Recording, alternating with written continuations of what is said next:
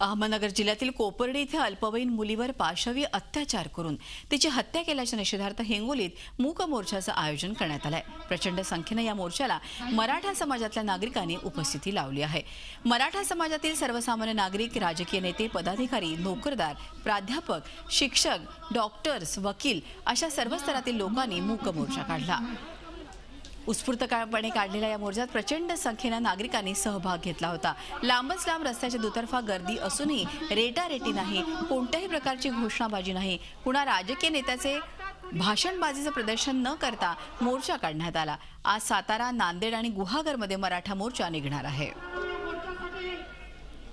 मोर्चेकरांच्या मागण्यांविषयी जाणून घेतले आमचे प्रतिनिधी गजानन देशमुख यांनी। हिंगोलीत जो काही आता मराठा समाजाचा मोर्चा पार पडला आहे त्याच्यामधल्याच काही तरुणे आहेत ज्यांनी आता सध्या स्पीच केले सगळ्या या व्यासपीठावर, या क्रांती मोर्चाच्या व्यासपीठावर। काय सांगशील नेमकी काय भावना आहे? माझी अशी भावना आहे की जे मराठा समाजाला आरक्षण नाहीये त्यामुळे खूप सारे विद्यार्थ्यांनी अभ्यास करून ते परिश्रम घेऊन सुद्धा मागे पडतात। जर त्यांनी मागे पडू नये, त्यांना देखील असं काय आहे की आम्ही थोडी ना दुसऱ्यांचं जे आरक्षण आहे ते मागून घेतोय, आम्ही आमच्या हक्काचं, आम्ही आमच्या वाट्याचं आरक्षण मागत आहे। सर, श्रद्धा ही एका गरीब कुटुंबातली मुलगी होती। तिच्यावर जो अत्याचार झाला तो एकदम क्रूरपणे तिची हत्या करण्यात आली, एकदम वाईट आहे। आणि माझी अशी इच्छा आहे, माझीच नाही तर पूर्ण मराठा बांधवांची अशी इच्छा आहे की त्या नराधमांना फाशीचीच शिक्षा व्हायला पाहिजे। महिलांवर अत्याचार जो आहे त्याला फाशी शिक्षा झाली पाहिजे म्हणते। तू दिसायला पण लहान आहेस आणि तू अतिशय काटेकोरपणे ती भाषण केलंय, सगळ्यांच्या अंगावर काठी उभारली।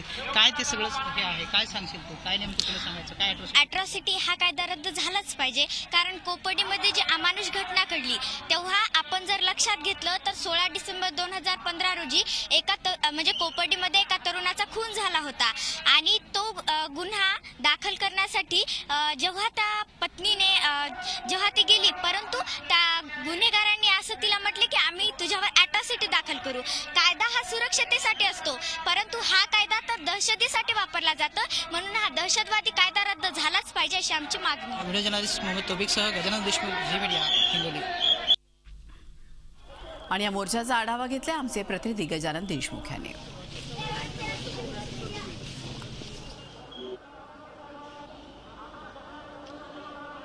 अहमदनगर जिल्ह्यातील कोपर्डी इथं जी पाशवी घटना घडली त्याच्या निषेधात राज्यभरामध्ये वेगवेगळे मोर्चे निघले आहेत। त्यातलाच एक आता हिंगोलीमध्ये पण मोर्चा निघाला। मराठा समाजाला आरक्षण मिळावं ही अशी एक मागण्यांपैकी एक मागणी आहे, कारण मराठा समाज हा कष्टकरी, गोरगरीब, शेतमजूर अशा पद्धतीचं जीवन जगायला लागलाय।